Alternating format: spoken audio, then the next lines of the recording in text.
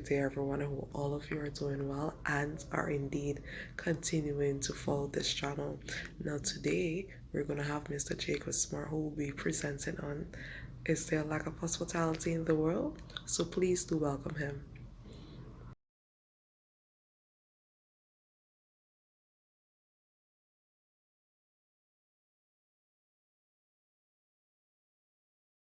Hi everyone, my name is JoBellaSmart. Thank you, Julissa, for giving me the opportunity to speak on hospitality, on whether or not there is a lack of hospitality in the world today. Firstly, I'd like to briefly introduce myself. My name is JoBellaSmart, and I live at Marysville, Sebago. I attended Bishop High School in 2013 to 2018, and I later moved on to sixth form at Signal Hill Senior Comprehensive School, where I have done Cape tourism, and I also have some experience working in the customer service industry as a graphic artist, where I do freelance graphic design. So I would like to define what hospitality is to me.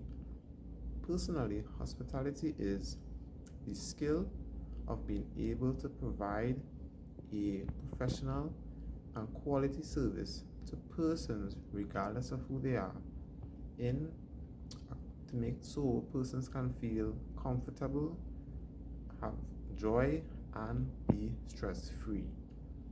Hospitality is something that persons not only develop when they are from birth, but it's something that is practiced as they go along in life. Because with hospitality, it's something where persons to feel, need to show others love and support, so that they can not only experience it themselves, but to impart it to others. So, Is there a lack of hospitality in the world today, Jacob? I would say yes, there is a lack of hospitality in the world today.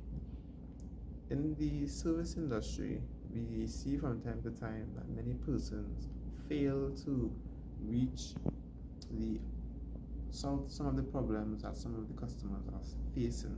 Because remember, in the service industry, the key focus is to provide a service to a customer. But it's not only providing the service, but how you provide the service.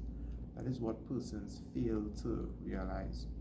When you're providing a service to a customer, you have to ensure you focus on the core needs and how you can be able to solve that problem in an efficient manner. Because on a day-to-day basis, there are different persons who enter the customer service industry.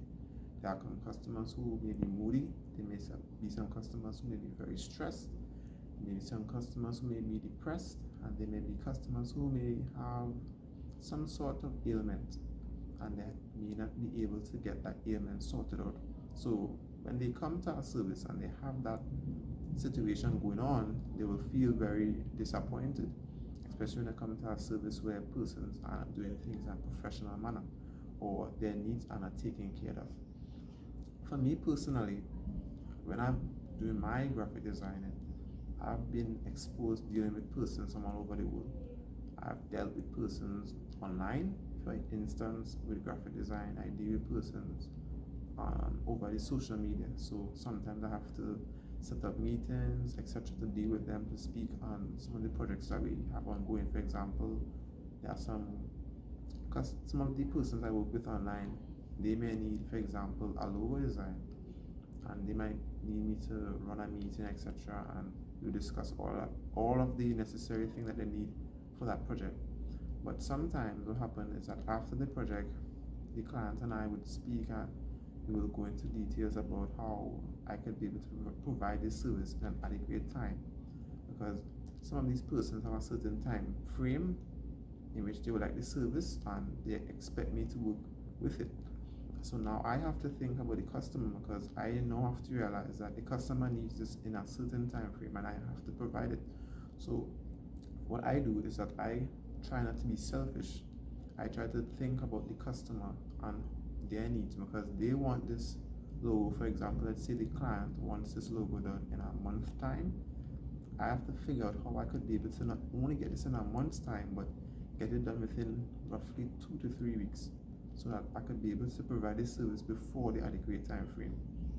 Because in the end, the client will feel not only a sense of joy, but he will feel relief knowing that he got the service Even earlier. Yes, that is what I'm trying to say. All right, so Jacob, can you give an example where you would have witnessed or experienced a lack of hospitality? Yes. Now, I would like to not expose who I'm referring to, but just to keep confidentiality, I'd just like to mention one bank I've been to in Tobago. There's a certain bank in Tobago. I will not mention the name of the bank, but I have some issues. There are some concerns or complaints about the bank in Tobago when persons come for service there. Now, at that bank, when you arrive early to do it, whatever transaction it is, I notice that there isn't any seating available for customers who arrive early, because at that specific bank in Tobago, it opens at 8 a.m. and there are customers who are in line waiting from even since 6 in the morning. I noticed that some of the customers who arrive at that time are mostly the elderly, and those elderly aren't able to get a proper seating arrangement for them, because remember, when you get older, the body changes, and most times the muscles would not operate the way it would normally work when you were younger. So the muscles may get fatigued faster. They become weaker. Yes. So in fact, what I realized is the elderly have to end up standing up on the outside and putting pressure on the knees. And I realized that some of them even may want to have a seat, but there isn't any seating arrangement organized by that specific bank. And I noticed to myself that is something that is of much concern to me, because not only focus placed on the elderly, but for persons who are also disabled. If a person who is disabled arrives early at that bank, they may want some seating arrangements organized.